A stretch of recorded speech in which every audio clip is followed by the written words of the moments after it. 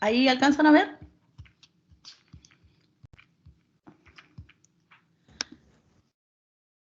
¿Alcanzan a ver? ¿Sí? Sí, profesora, sí se ve. Sí, profe. Pero no lo puede poner así como en modo presentación, mejor que se vea en pantalla completa. Es que estoy en mi notebook y en mi notebook no sé por qué no se puede, no puedo, ¿ven? No puedo hacer eso. No sé Ah, qué. ok. Profe, pero ahí donde dice reproducir, ¿A dónde dice reproducir? ahí, arriba a la derecha. Ah, no tan arriba. ¿Acá? ¿Ahí? ¿Ahí? Sí, ¿será que ahí a lo mejor? No, no me deja tampoco. Presentaciones personalizadas no me deja. Bueno, si no ven algo, me avisan y la agrando un poco más la pantalla, ¿ya? Ya, bueno, hoy día lo que vamos a ver va a ser lo que es todo lo que es ojo, ¿cierto? El órgano de la visión y todo lo que es la cavidad orbitaria en sí. Si nosotros nos fijamos, este órgano de la visión, su ubicación va a estar en una estructura que es ósea principalmente, que es lo que nosotros estamos viendo acá. ¿Sí? Si ustedes se fijan, todos los huesos tanto de la cara como huesos del cráneo, van a permitir que se pueda alojar en este lugar el órgano de la visión. Pero también va a tener tejido adiposo. Si nosotros lo vemos acá, vamos a dar cuenta que este tejido adiposo va a permitir que también protegerlo, ¿ya? Y que se pueda moldar a ese lugar.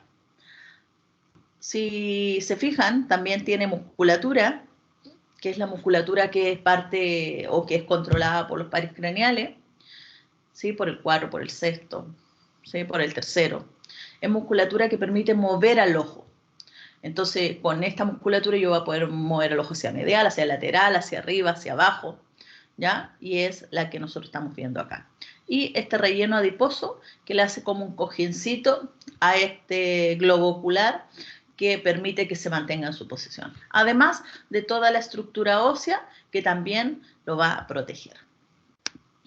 Aparte de eso, tiene otra protección, que son los párpados. ¿Ya? Vamos a tener párpados superiores, que si ustedes se fijan, son principalmente es piel, ¿cierto? Una piel muy delgada, ¿ya? Y por dentro es mucosa. Esta piel que es muy delgada, los párpados superiores son más extensos que los inferiores y ellos va a permitir abrir y cerrar el ojo. ¿Ya? ¿Y para qué abre y cierra el ojo? ¿Por qué? Porque si nosotros nos fijamos en esta imagen que está acá, nos vamos a dar cuenta que ahí hay unas estructuras, esas que están ahí. Y esas se llaman glándulas tarsales. Y esas glándulas tarsales eliminan una secreción que es así bastante de lípido y eso va a permitir lubricar el ojo. Por eso ustedes se van a dar cuenta que las personas, por ejemplo, que tienen algún parálisis en la cara, ¿ya? Y no pueden pestañear, abrir y cerrar el ojo, ¿qué va a pasar? El ojo se les seca. O cuando ustedes están mucho rato con los ojos abiertos, el ojo se les seca. Entonces estas personas tienen que utilizar así unas lágrimas, que se llaman lágrimas artificiales, y lubricar este ojo. ¿Ya? Entonces estos párpados es una piel muy, muy delgada, y si nosotros nos fijamos, hay una conjuntiva, que es la que va por detrás, que es la que nosotros vamos a ver acá. Y esta conjuntiva palpebral forma un repliegue a este lugar y se va a la parte anterior del ojo y contornea la córnea.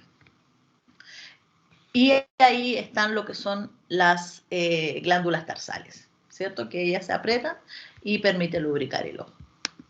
Ahí tienen la conjuntiva. Ahí tienen la conjuntiva. Esa conjuntiva por lo general es bastante vascularizada, por lo tanto es rojiza.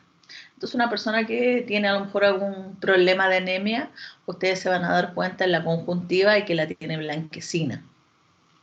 ¿Qué más hay? Hay unas pestañas, ¿sí?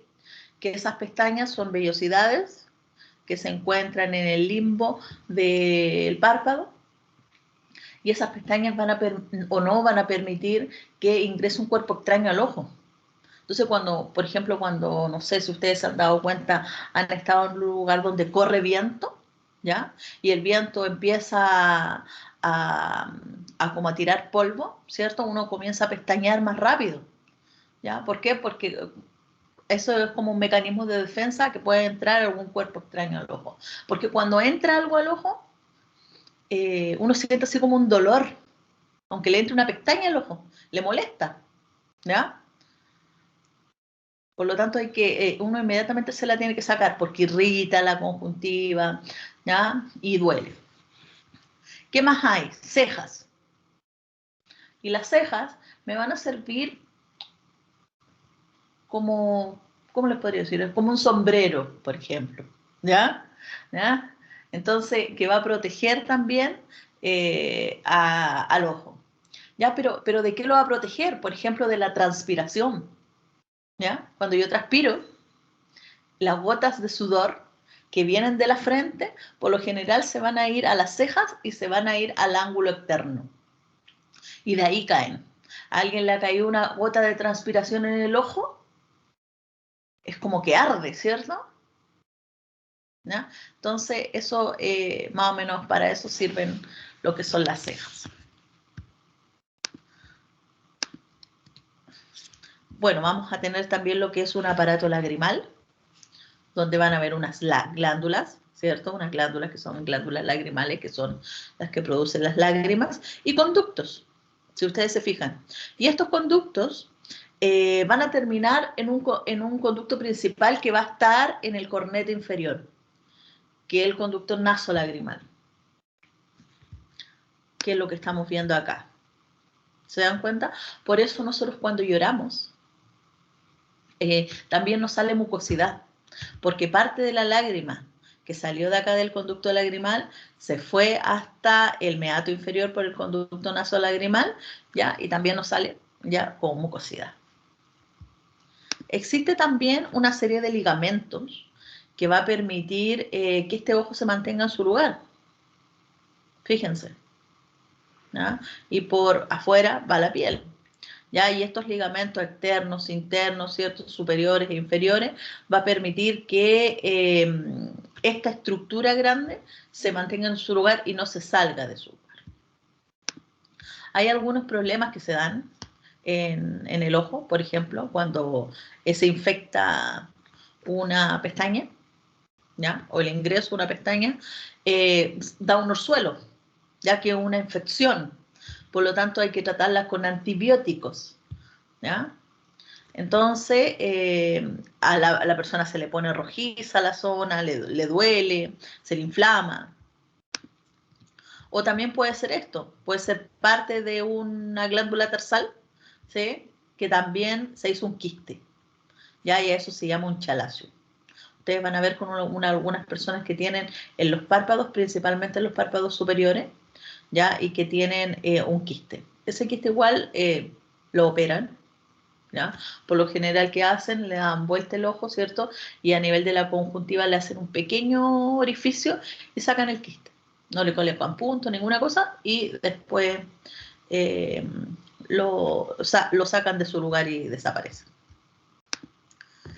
Entonces, el ojo va a estar conformado por el bulbo ocular, el nervio óptico y los órganos accesorios. Si nosotros lo vemos, ¿cierto? Yo les decía que tenía una estructura ósea y que esta estructura ósea tiene ciertas características. Primero, que es de forma piramidal y la base es cuadrada anterior. Que tiene un vértice, porque el ojo es más ancho adelante y más angosto en la parte posterior, así que tiene un vértice posterior y que es inferomedial. Y que tiene paredes, ¿cierto? Paredes laterales, paredes mediales, paredes superiores y paredes inferiores, ¿ya? La lateral es la que deja más desprotegida al ojo, ¿ya? ¿Por qué? Porque si ustedes se fijan, el vértice es postero-inferomedial. Por lo tanto, el ojo se está yendo hacia el medio. Tiene un eje, que es un eje sagital oblicuo, y tiene un ángulo de 20 grados con el eje del bulbo. Acá lo tenemos, si se fijan, bueno, era lo que yo más o menos le contaba. Ahí tienen lo que es la estructura ósea, ahí tienen la musculatura, ¿ya? Que esa musculatura va a permitir mover al ojo. Por lo tanto, tengo que tener musculatura en la parte superior, inferior, lateral y medial. Acá nosotros vamos a ver que hay un eje, ¿ya? Y este eje óptico es una línea que se extiende entre el centro de la córnea, si ustedes lo están viendo, y el polo posterior del ojo, ¿ya? Entre el centro y el polo posterior del ojo. También vamos a tener un plano perpendicular a este eje, ¿ya? Que en su parte medial va a señalar que se encuentra el ecuador del ojo, ¿ya? Y bueno, vamos a tener líneas que unen ambos polos también, anterior y posterior, y eso lo vamos a considerar como que son meridianos. ¿Qué podríamos decir de este bulbo ocular? Vamos a decir que es esférico, que es irregular, que es un órgano cavitario, porque es una cavidad, que pesa alrededor de 7 gramos, que tiene una capacidad de 6,5 cc, porque después vamos a aprender que tienen unos medios de refracción, ¿cierto? Como el humor acuoso y el humor vítreo, por lo tanto, tienen en su interior líquido, que tienen diámetros verticales 23 milímetros, transversales 23,5 y sagitales 25, y que del centro de la córnea al polo posterior es donde va a estar el eje. ¿Cómo se realiza más o menos el enfoque? Si ustedes se fijan, cuando una persona enfoca normal, el ojo forma la imagen igual que una cámara fotográfica. Por lo tanto, en una cámara fotográfica la imagen se forma invertida, ¿ya? Pero cuando ya sale la imagen, sale en forma normal. Lo mismo sucede acá. Cuando ingresa el rayo luminoso, la imagen viene invertida. Llega el nervio óptico, este tendrá que ir al cerebro a procesar la imagen y cuando se devuelve la imagen, esta aparece en forma normal. Por lo tanto, si ustedes se fijan, ahí se forma en forma invertida cuando llega el nervio óptico y después cuando sale nuevamente es normal. Pero si se dan cuenta acá, ella se encuentra inmediatamente a continuación del nervio óptico. Cuando una persona es miope, la imagen se va a formar un poco más adelante del nervio óptico y cuando tiene una hipermetropía se forma mucho más atrás del nervio óptico, ¿ya? Por eso no todas las personas usan los mismos lentes, no todas las personas necesitan los mismos lentes.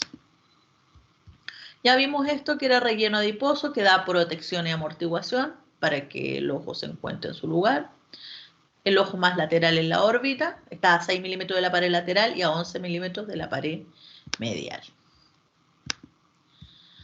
Lo vamos a comparar con un globo terráqueo, entonces vamos a decir que tiene polos, que era lo que yo más o menos le explicaba antes, ¿cierto? Que iba a tener polos, que iba a tener una línea del ecuador, que iba a tener meridianos, etcétera, etcétera. La estructura del bulbo. Vamos a decir que tiene 3 túnicas que son superpuestas. ¿A qué me refiero con superpuestas? Que están una encima de la otra. Cuando ustedes vean un ojo, ustedes se van a dar cuenta que estas túnicas están tan superpuestas que casi no se nota la una con la otra, ¿ya? Se va a notar principalmente la que es más externa, por supuesto, porque es más gruesa, ¿ya? Y que es la fibrosa, la esclerocorneal.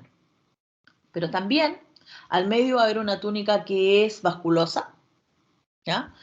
Porque tiene gran cantidad de vasos sanguíneos y también músculos. Y la túnica más interna va a ser la túnica que va a ser nerviosa y que va a ser la retina.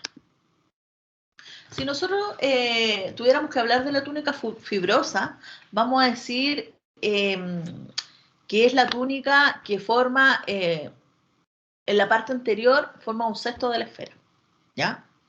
La córnea. ¿Por qué?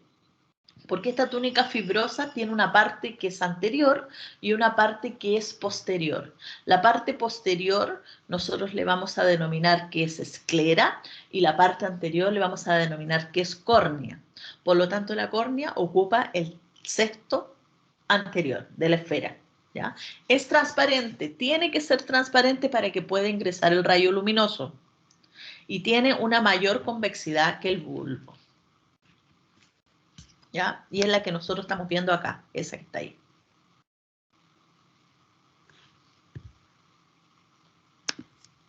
En cambio, esta que está acá, esa, es la esclera. Esa. O sea, esa es la esclera, sí. Esa es la esclera y esa es la córnea. ¿Ya? Ahí más o menos para que ustedes la vayan revisando, un sexto de la esfera, ¿cierto? Todo esto es la córnea, todo lo demás es esclera. ¿Ya? Entonces, ¿qué vamos a decir? Que la esclera es más gruesa en el polo posterior del bulbo. Más o menos alcanza como 1 milímetro de espesor. En cambio, a nivel del ecuador, tiene solo medio milímetro de espesor. Que tiene una mayor superficie, que tiene los 5 sextos posteriores, que es blanquecina.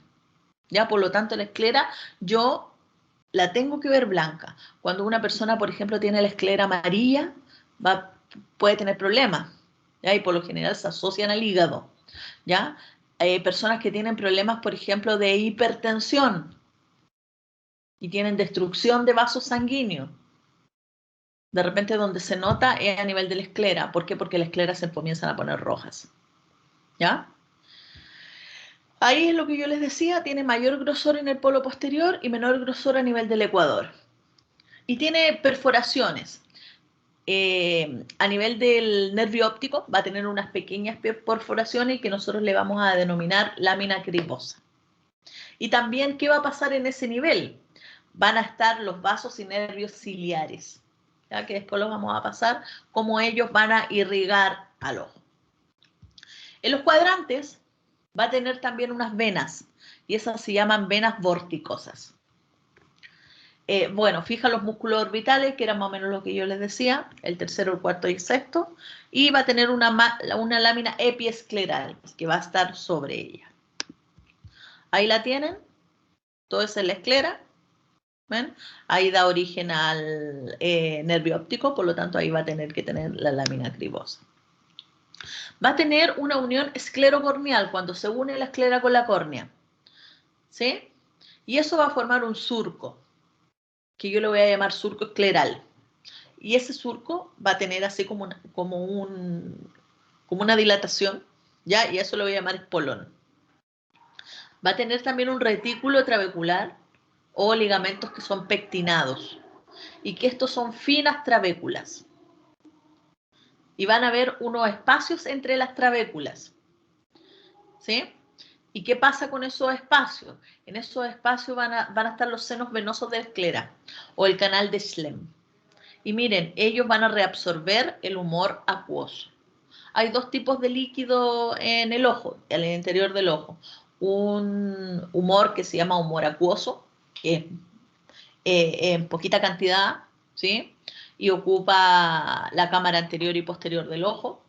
Y va a haber un humor que se llama humor vítreo, ¿sí? Y ese es más abundante y, bueno, como su nombre lo indica, tiene una mayor densidad como de vidrio. Ahí tienen la unión esclerocorneal, ahí tiene el esponón, ahí tiene el surco y la zona trabecular. ¿Se dan cuenta? Acá nosotros lo que estamos viendo es la córnea, la esclera. Lo que está acá ya es la otra túnica, que es la túnica que es muscular y vascular, ¿cierto? Y ahí vemos lo que es el lente cristalino. Y esas son las fibras sonulares. ¿Se dan cuenta que acá queda un espacio y acá queda otro espacio? Por lo tanto, este espacio de acá le vamos a denominar cámara anterior y este espacio que está acá le vamos a denominar cámara posterior. El bulbo tiene una vaina, ¿ya? Que es una membrana conectiva que recubre la zona de la esclera, ¿ya? Bueno, va a cubrir también los músculos, los nervios, todas las cosas que están en ese lugar, ¿sí? Perforada así por estos nervios y vasos ciliares, que era lo que yo le comentaba anteriormente, que iban a irrigar al bulbo. Y bueno, por delante yo les dije también que había una conjuntiva, que esa conjuntiva venía de los párpados y que esta conjuntiva hacía como un pliegue y cubría la córnea. Por lo tanto, por delante es conjuntiva. Vamos a tener también una lámina que se llama la lámina fusca, que esta lámina fusca es una lámina supracoroidea, o sea que va a estar entre el coroides y la esclera, y presenta unas células que son pigmentadas. ¿Ya? Y es cuando nosotros la vemos que tiene que estar en este lugar de acá. ¿Ya? Ahí ustedes si se dan cuenta, miren, ahí tienen el canal de Slem, ¿cierto? Ahí tienen la córnea, ahí tienen la esclera, ahí tienen una estructura que es esa que está ahí, que es la ora serrata, ¿ya? Que ahora la vamos a pasar, que es un límite.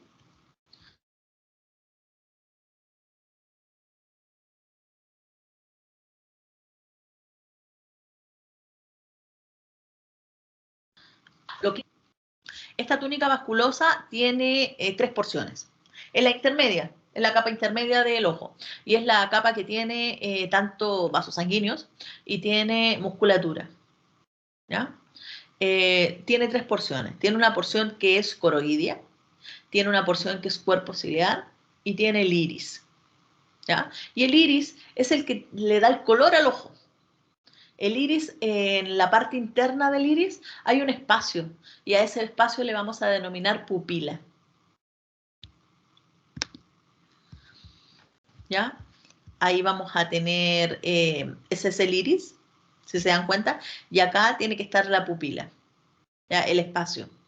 Si ustedes se dan cuenta, cuando ingresa el rayo luminoso, como la córnea tiene que ser transparente, el rayo luminoso viene de allá y pasa por acá por la pupila, ¿ya? Y se refleja sobre el lente o cristalino, ¿ya? Y él es el que le da la forma a la estructura, ¿sí?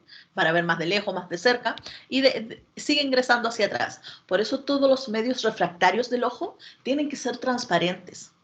Si hay un medio que no sea transparente, no ingresa el rayo luminoso y no se forma la imagen. Por eso las personas que tienen problema, por ejemplo, de córnea, opacidad de la córnea, no pueden ver, ¿ya? Y a las personas le pueden hacer un trasplante de córnea, porque la córnea es avascular. Por lo tanto, es uno de los únicos órganos, o el único le podría decir, que se puede hacer de una persona que está muerta. Y le sacan las córneas y se la ponen a una persona que está viva. Ahí tienen la capa vasculosa, si se dan cuenta se nota gran cantidad de vasos sanguíneos.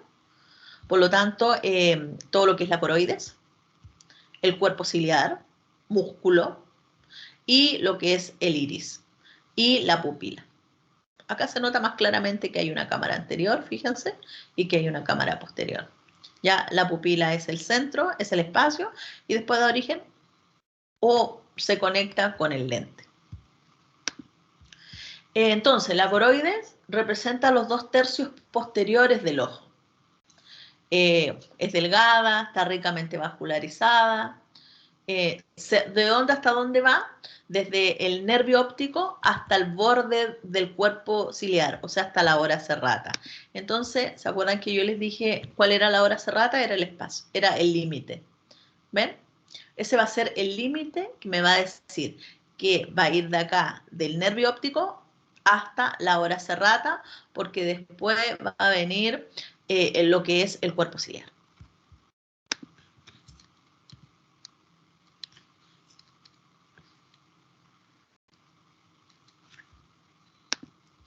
Lo que es el cuerpo ciliar, si nosotros nos fijamos acá, nos vamos a dar cuenta que el cuerpo ciliar son músculos. Fíjense. Entonces vamos a tener diferentes tipos de músculos. ¿Ya? Se presenta como un engrosamiento a nivel de la pared o de la unión esclerocorneal. Recubre la parte anterior de la esclera. ¿Sí? Fija el iris y el lente. Fíjense. Va a fijar el iris, ahí estamos, y está fijando el iris, y está fijando el lente porque acá está el lente y estas son fibras zonulares, y estas fibras zonulares van a ir a este proceso ciliar o cuerpo ciliar. ¿Ya? Va a tener porciones. Va a tener una porción que va a ser periférica, que le vamos a denominar orbículo ciliar. ¿Ya? Acá nosotros lo estamos viendo todo, eso son las fibras sonulares. Ahí estamos viendo lo que es el lente. Acá estamos viendo lo que es la hora serrata, ¿ya? Y la hora serrata, ¿qué era? El límite entre el coroides y el cuerpo ciliar. Entonces vamos a tener un orbículo ciliar y vamos a tener una parte que es central, que se va a denominar corona ciliar, ¿ya? Y esa corona ciliar, ahí tienen la corona, fíjense, ahí tienen el orbículo. Y esta corona ciliar va a rodear la base del iris. Y va a tener procesos ciliares, pliegues ciliares, fibras sonulares del lente. Y vamos a tener un músculo que es ciliar. ¿Ya? Ahí tenemos el músculo ciliar, ahí tenemos los procesos ciliares. Que si ustedes se fijan, los procesos ciliares permiten conectar estas fibras que se llaman fibras sonulares, que son las que toman relación con el lente cristalino. ¿Y por qué son importantes? ¿Por qué son importantes la musculatura? Porque acuérdense que este lente cristalino se puede hacer más cóncavo o convexo. Va a depender si yo estoy mirando de lejos o si estoy mirando de cerca. Los procesos ciliares son estructuras papilares, tienen más o menos como 2 milímetros de longitud, tienen una disposición que es radiada. Miren, ahí los vamos a tener. Hay entre 60 a 80, tan ricamente vascularizados, y tienen una presencia de melanóforo, pigmentación. Y miren, lo que van a permitir también formar el humor acuoso. Entre cada proceso ciliar hay pliegues ciliares. Y sobre los procesos ciliares y los espacios entre ellos hay fijación de las fibras sonulares. Eso ya se los mostré. ¿Ya? Ahí están las fibras sonulares. En cambio, el músculo ciliar va a tener un músculo liso, porque uno no lo controla, y tiene una extensión entre la hora ciliata y el espolón de la esclera. ¿Ya? ¿Se acuerdan que le mostré el espolón de la esclera? Tenemos fibras longitudinales y circulares que van a servir de esfínter, y eso va a permitir un mecanismo de acomodación del lente para la visión cercana o de lejos, que era lo que le explicaba recién. Ahí los tienen, las fibras sonulares, ¿cierto? Y esas permiten tener a lo que es el lente cristalino. Ahí tienen, por ejemplo, un foco que es distante y un foco que es próximo. ¿Se dan cuenta que cambia el lente cristalino? El iris es una continuación anterior del cuerpo ciliar, es un disco musculovascular de 12 milímetros más o menos de diámetro y que en su centro va a tener un espacio y a ese espacio le vamos a denominar pupila. Y también va a tener un ángulo que se llama írido corneal, ¿ya? Cuando se junta con la córnea.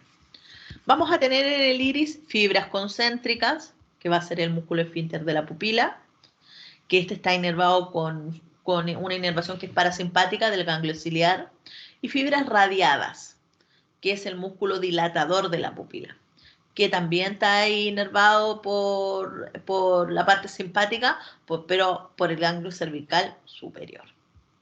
Por lo tanto, cuando hay una miosis, hay una contracción de la pupila. Y cuando hay una midriasis, hay una dilatación de la pupila. ¿Ya? Ahí los vamos a tener. El iris va a tener dos porciones. Una anterior, que es conectiva y vascular, y una posterior que va a estar cubierta por la retina iridial. Ambas van a tener pigmentos. ¿Y qué sucede? Que eso le da el color al iris. Menor número de células, vamos a tener los ojos más claros. Por lo tanto, el ojo más claro que pueden tener es azul. Y el ojo más oscuro, cuando hay mayor cantidad de células, es café oscuro. Por lo tanto, va de azul, verde, a café claro, a café oscuro. Cuando la persona no tiene color, esa persona es albina. Porque no tiene color. Sí, ustedes han visto a los albinos que no tienen color en el cabello, no tienen color en los ojos. por lo tanto no tienen color acá a nivel del iris. Y ustedes le van a dar cuenta que le ven los ojos rojos. ¿Y por qué? Porque se notan los vasos sanguíneos que hay en esta porción. ¿Ya? Ahí está. Se supone bueno, que mientras más células tenga el ojo, los ojos van a ser más oscuros, ¿ya? Y eso es mejor para el ojo, porque cuando ingresa el rayo luminoso es mejor que ingrese a un color que es más oscuro, mayor cantidad de células, ¿ya? A un color que tenga menor cantidad de células.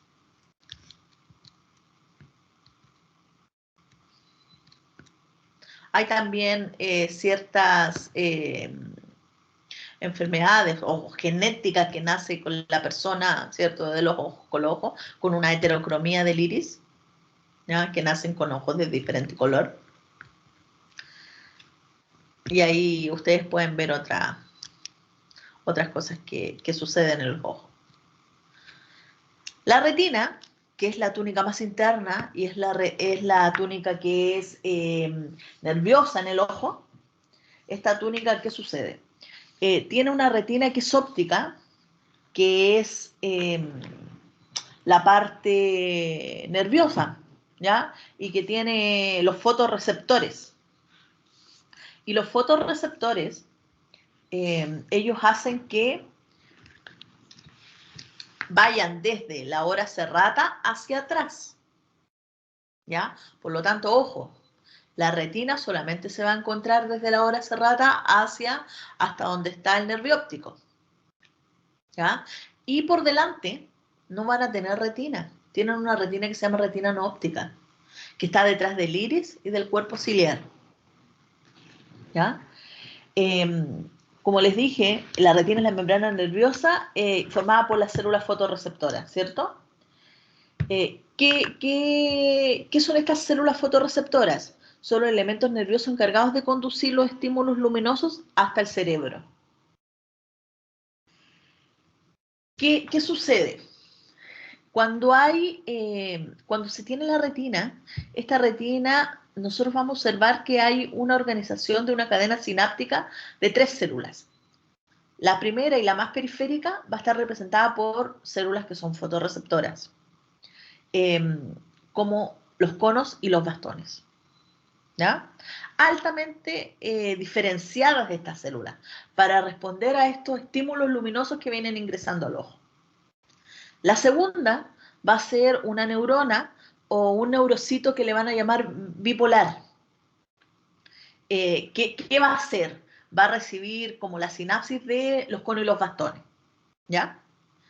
Y se va a conectar a su vez con unas células que son ganglionares que están más en la parte interna, ¿ya? O más situadas internamente, ¿ya? ¿Qué pasa con estas células ganglionares? Van a llegar al disco óptico y ingresan al nervio. Y cuando ellas ingresan al nervio, constituyen lo que es el nervio óptico, ¿ya? Así más o menos es la situación. Entonces vamos a tener como capas igual. Vamos a tener la primera que van a ser estos conos y bastones, que los conos y bastones son los que igual tienen los colores y me entregan el color, ¿ya? El color blanco y negro y los colores, ¿ya? Que me entregan ese color. Después viene esta que es como el neurocito, ¿cierto? O la neurona bipolar, y después estas células que son ganglionares, ¿ya? Que ella en su conjunto cuando llegan representan lo que es el nervio óptico. Ahí tenemos la retina, si ustedes se fijan es la amarilla que está ahí, la que se nota amarilla, ¿ya? Y si se fijan va desde la hora serrata hacia atrás.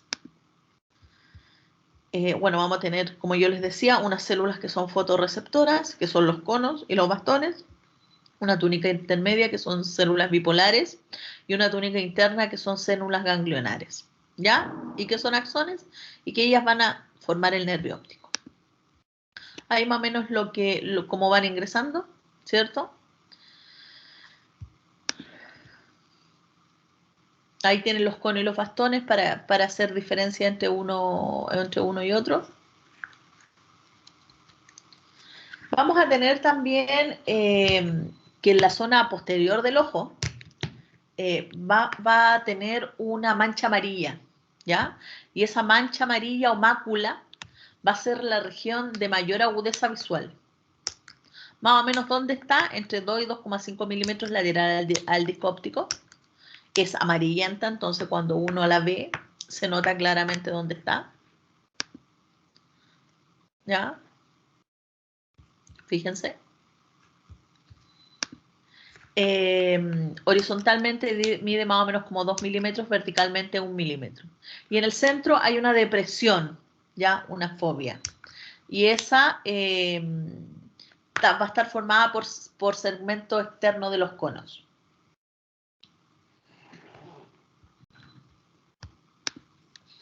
¿Ya? Ahí tienen lo que es la mácula, ahí tienen lo que es el disco óptico, ¿cierto? Que ingresa al nervio óptico. Eso es lo que más o menos ustedes ven en un fondo de ojo, por ejemplo.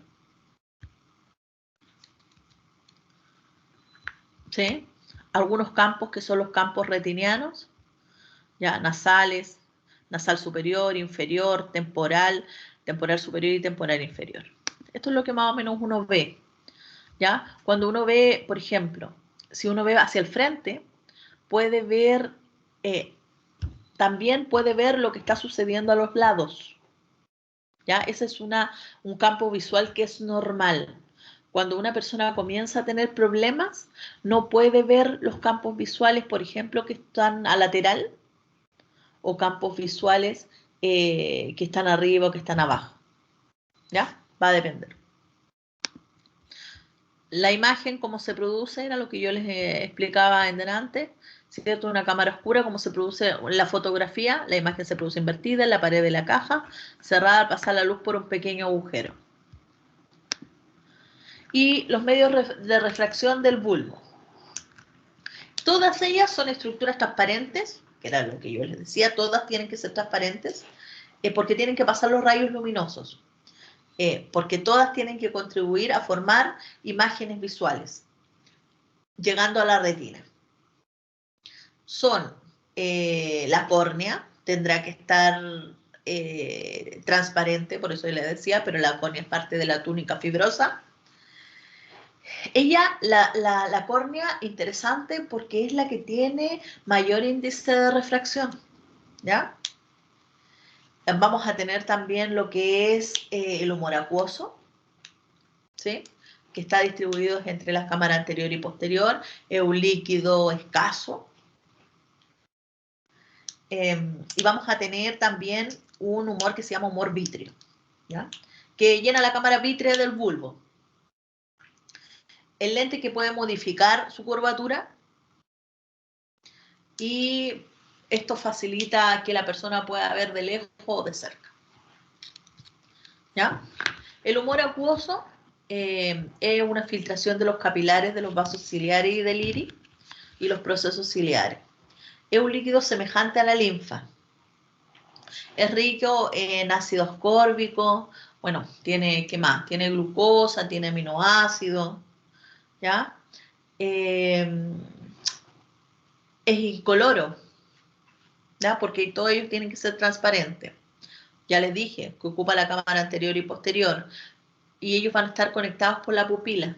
Entonces por ahí va a transitar este humor acuoso, donde se va a reabsorber a nivel de los espacios reticulares y en el surco de la unión esclerocorneal. Y ingresa al seno venoso de la esclera, donde ahí se reabsorbe nuevamente. ¿Ya? Ahí va a estar el seno venoso, por lo tanto este líquido que va a circular acá y acá va a reabsorberse en este lugar. Ahí lo tienen, más o menos.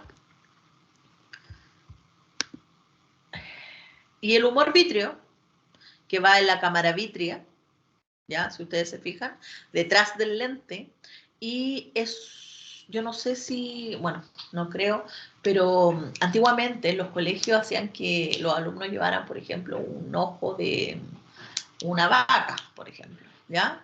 Y lo abrían. Entonces cuando lo abren, ustedes se van a dar cuenta que lo primero que van a ver, bueno, tienen que cortar todo lo que es la túnica fibrosa, ¿ya? Pero cuando uno lo abre, inmediatamente sale así como una gelatina. Y esa gelatina es el humor vítreo.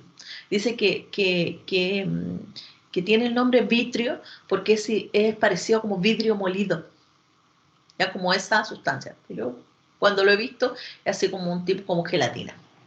Es bastante, es abundante. ¿Y qué hace de interesante? Hace que también entregue un poco como la forma al ojo. Y además va a ser como que va a comprimir estas túnicas que se van a encontrar en el ojo. Por lo tanto, va a comprimir también que la retina se conserve en su lugar. ¿Por qué? Porque es muy importante cuando una persona, por ejemplo, tiene un accidente y sufre un golpe en la cabeza, que pueda tener un desprendimiento de retina. ¿Ya? Y ustedes saben que un desprendimiento de retina puede llegar a que la persona quede ciega.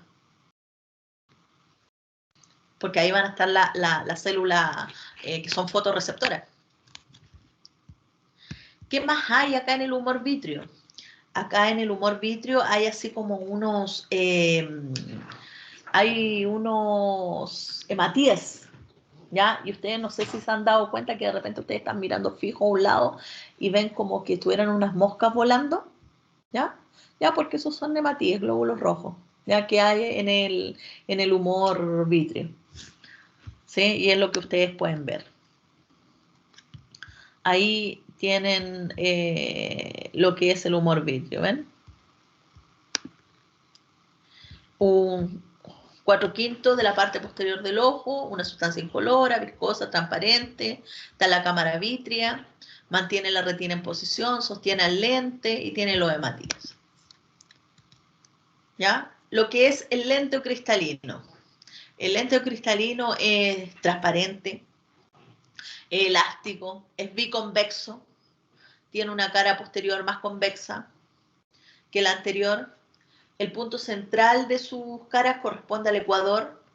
Se va a distinguir una porción central más densa que nosotros le vamos a denominar núcleo y una porción que es periférica que le vamos a denominar córtex. ¿Ya? Cuando la persona comienza a entrar en edad, el núcleo tiende a agrandarse y por ello el lente pierde cierta elasticidad. Lo cual hace que por lo general las personas tengan una presbicia. El lente, si nosotros nos fijamos, va a estar fijo al cuerpo ciliar por las fibras sonulares, ¿cierto? ¿Qué pasa? Este lente va a tener un poder como de convergencia. Entonces, cuando ingresa el rayo luminoso, permite hacer el enfoque de estos rayos sobre la retina. Por ejemplo, cuando se ven objetos que son distantes, los rayos van a entrar paralelos al ojo y normalmente se forma una imagen nítida en la retina, que era lo que yo les mostraba al comienzo cuando se veía las manzanitas. Cuando yo quiero ver, por ejemplo, un objeto cercano, como cuando yo estoy leyendo, los rayos luminosos llegan al ojo en forma divergente. Pero esto va a requerir también que haya una mayor convergencia para formar una imagen en la retina. Entonces, ¿qué va a pasar? Este lente tiene que sufrir un proceso que se llama de acomodación, ¿ya? Y este se va a realizar, ¿por qué? Porque los músculos ciliares se van a contraer, ¿ya? Van a permitir que se relajen las fibras sonulares y haya un aumento de la convexidad del lente. ¿Ya? Eso va a permitir que haya una mayor convergencia de estos rayos y se pueda formar la imagen. ¿Ya? ¿Se dan cuenta que son cosas diferentes? ¿Ven? El proceso de acomodación. Si ustedes se dan cuenta, un objeto lejano, un objeto que es cercano. ¿Ya? Entonces, el objeto cuando es cercano, una contracción refleja los músculos ciliares. Hay una relajación de las fibras sonulares o un aumento de la convexidad del lente. Vamos a tener vasos y nervios del bulbo, que son vasos retinales en los 2 tercios internos, de la retina, vamos a tener una arteria que es la arteria central, que es la arteria central de la retina, que es una rama intraorbitaria de la arteria oftálmica, perfora el nervio, y me da unas ramas que son arteriolas nasales, temporales. ¿Se acuerdan que yo decía que había diferentes campos? Y vamos a tener también una vena, que es la vena central de la retina, que vienen de las venas oftálmicas y que van al seno cavernoso. Vamos a tener también unas arterias que son ciliares posteriores. Unas ciliares posteriores cortas, que son más o menos como de 6 a 12, que forman una capa que se llama coroido capilar. Y unas venas que son vorticosas, que vienen de la vena oftálmica superior o que van para allá. Arterias ciliares posteriores largas, que son solamente 2, que avanzan entre la esclera y la coroides. En el cuerpo ciliar se va a formar un círculo arterial que va a ser mayor, que se va a llamar círculo arterial mayor del iris, pero también va a haber un círculo arterial menor del iris. También vamos a tener unas arterias ciliares anteriores, unas ramas de las arterias musculares, se van a insertar a nivel de la esclera y se unen al círculo arterial mayor del iris. Y vamos a tener unas venas que son ciliares que van a la vena oftálmica superior. Acá es más o menos lo que le explico.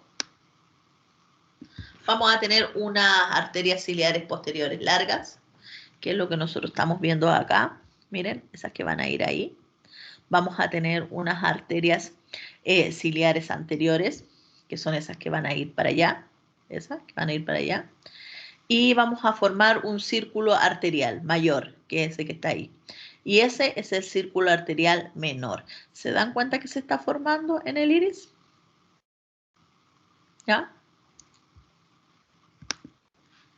Los nervios, vamos a tener nervios ciliares cortos, que son ramos parasimpáticos, neuronas del ganglio ciliar, y para el músculo ciliar y el esfínter de la pupila. Y vamos a tener nervios ciliares largos, que son fibras simpáticas, para el músculo dilatador de la pupila. Y eso es todo. ¿Dudas? ¿Consultas? Profesora, Ay, disculpe. Dígame. no, dale, tranquila.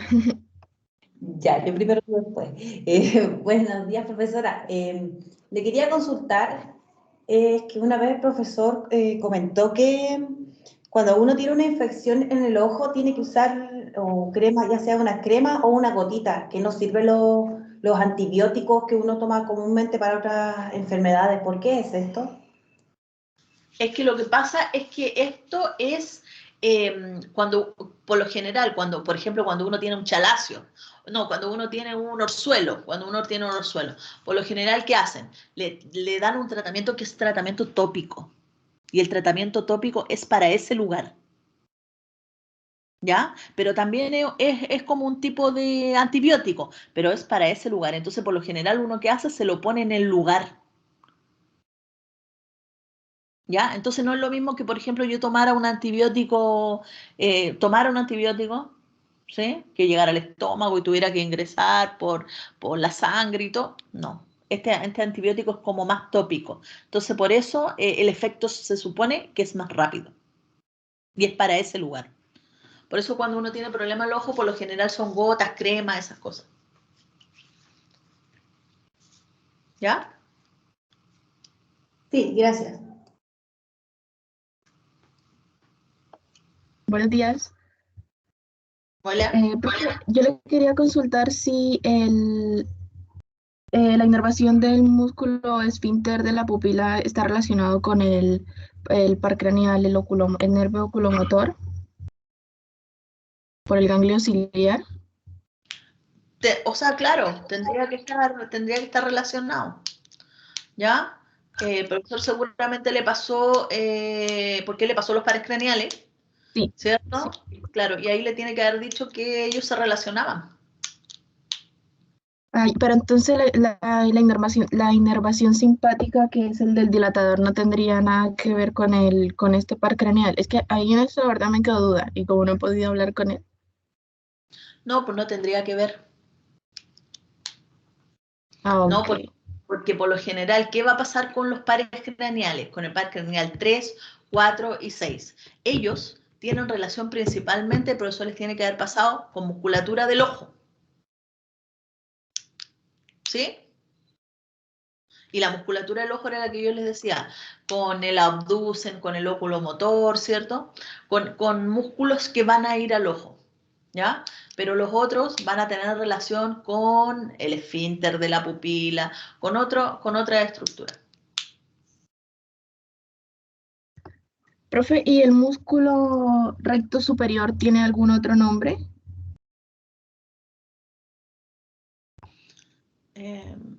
¿No? O sea, es que mi duda es si el músculo elevador del párpado superior es diferente al recto superior o son el mismo músculo. No, pues no son los mismos. Porque fíjate lo que, mira, tú misma me lo estás diciendo. Estáis en uno elevando el párpado superior y en el otro el recto superior. Son diferentes. Ah, ok. Y por ejemplo, ese músculo, el elevador del párpado lo veremos en... Ah, no, ya vimos que ¿Ya? había orbital y ahora. Tiene relación muscular. Ah, ok. Gracias. Ya.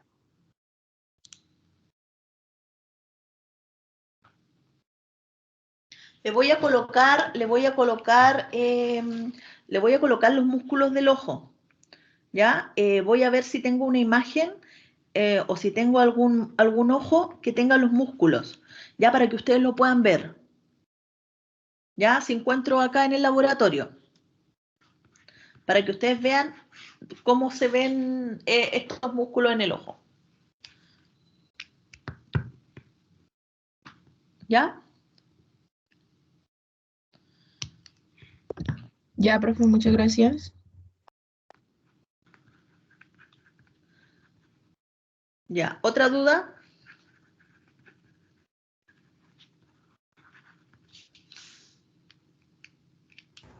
Profesora, al final, hoy a las 5 tenemos lab, ¿o no? No, pues quedamos en que no, ustedes me dijeron que no, porque tenían como que estudiar harto. Ah, no. ¿Ah? Ya, estaba confundida. Eso me Gracias. dije. ¿Ya? Yo ahora voy a ir a sacar las fotos, se las voy a subir y para que ustedes la tengan en el Moodle. Y ahí le voy a pedir al profesor Urbina que me mande las suyas de nervioso.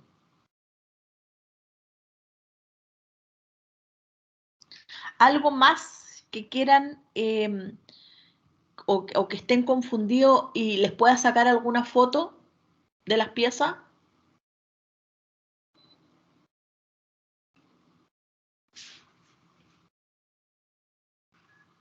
¿O que quieran conocer por último?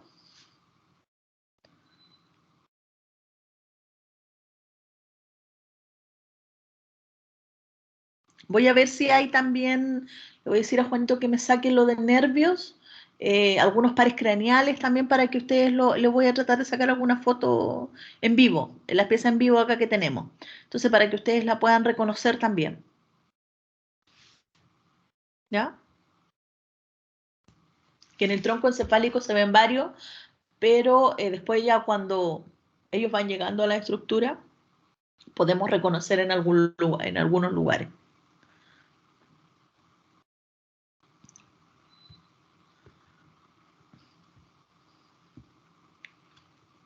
Ya. ¿Ninguna duda más? Entonces, me faltaría solamente cavidad nasal, que esa se la subo, yo creo que hoy día en la tarde, y con eso se termina el curso. Eh, ¿Cuándo tiene la prueba de cátedra? ¿La otra semana? El próximo martes, el 24 de agosto. Ya, el 24 de agosto, la prueba de cátedra. Porque Profe, esa no- ¿puede subir hoy día las diapos de su clase de ojo también, porfi? la subo al tiro. Ya, gracias. Ya. Ya, ¿cuándo tiene la prueba? Porque esta prueba me toca a mí. Entonces, el 24 de agosto es la prueba de cátedra. Exacto. ¿A qué hora? ¿En el A las horario de 5 de la tarde. Ah, ya, a las 5 de la tarde. Ya, ¿y el práctico? El laboratorio es al día siguiente, el 25 de agosto. ¿Ya? ¿A qué hora? No lo sé porque a las 5 de la tarde todavía hay un grupo que estamos con inglés, que es a las 5 de la tarde. Entonces yo no sé si lo hacemos más tarde o si lo hacemos a la hora de la cátedra, el miércoles a las 8:30. Me tienen que decir para yo poder subir la prueba. Ya, ¿Ya? yo lo voy a ver con los compañeros y le aviso. Ya, y me mandáis un correo. Ya, profe. Ya, entonces así para yo poder ver a qué hora para subir la prueba. ¿Ya? Esto entonces es martes y es miércoles. Sí, ¿Sí? martes 24 y miércoles 25. Lo que sí es seguro, la cátedra el martes 24 a las 17 horas. Ya, martes 24. Ya. El profesor Mauricio le subió las notas de cátedra y del práctico a la plataforma. Creo que no. Sabe que incluso habían algunas dudas respecto del práctico y yo le Sí. escribí un correo, pero nunca me contestó. Entonces no sé si lo leyó, le escribí por Teams y por correo, Listo. pero nunca me contestó. Yo voy a conversar con él. María Lorena Flores, yo soy la delegada y yo le escribí. Listo. Para que pueda él revisar su correo, por favor. Ya.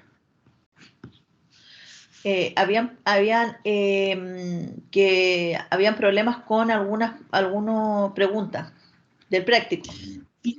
Claro, es que en el práctico había una imagen de la cavidad oral y la respuesta correcta era el arco palato gloso. ¿Ya? Y esa respuesta estaba 2 veces. Por ejemplo, la alternativa A y la alternativa C. ¿Ya? Entonces algunos compañeros marcaron la A, otros la C, pero solamente el sistema consideró correcta la A. Y los que marcamos la C la tuvimos malo. Siento que está buena también. Ya, pero no importa, porque eso se revisa una por una, así que en eso no hay problema. Ya, esa fue creo la única duda que hubo del práctico. ¿Sí? Y en la teoría hubieron otras dudas, pero la verdad es que todavía no le he escrito. Estoy esperando que si más compañeros tenían dudas para mandarle un correo. Ya, mira, yo voy a revisar bien lo del práctico y les voy a subir las notas. ¿Ya? No sé si Ya, profe, gracias. no sé si alcanzo hoy día, pero yo voy a considerarla y la sé porque esa pregunta era mía, ya me tuve que haber volado, y les voy a revisar esa a los que lo tienen buena y los que le tienen buena se las cobro buenas, ya, y les subo las notas a esa. Ya, profe, gracias. Ya. ¿Listo? Ya, terminamos entonces. Un gusto haber compartido con ustedes. Nos vemos. La prueba, cualquier cosa que tengan en la prueba, yo ese día, yo estoy conectada siempre para las pruebas, por lo tanto, cualquier duda que tengan, ustedes me escriben por el team y yo le contesto. ¿Ya? Ya, profe, muchas Profesora. gracias. ¿Ya? Última consulta. ¿El lunes tendremos prueba chica? ¿De qué era el contenido? De esto. O sea, no, de arterias y nervios. Ya. ¿Ya? A las 5 igual le coloco la prueba de chica. Sí. ¿Sí? Sí, buena hora a las 5, profe. Ya. Ya, listo. Ya, nos vemos entonces, que les vaya bien. Ya esperamos vernos el otro semestre presencial. ¿Listo? Chao. Chao, Chao, profe, chao. muchas gracias. Chao, profe. Chao, profe, gracias. Chao, gracias. Chao, profe. Chao, profe, muchas gracias.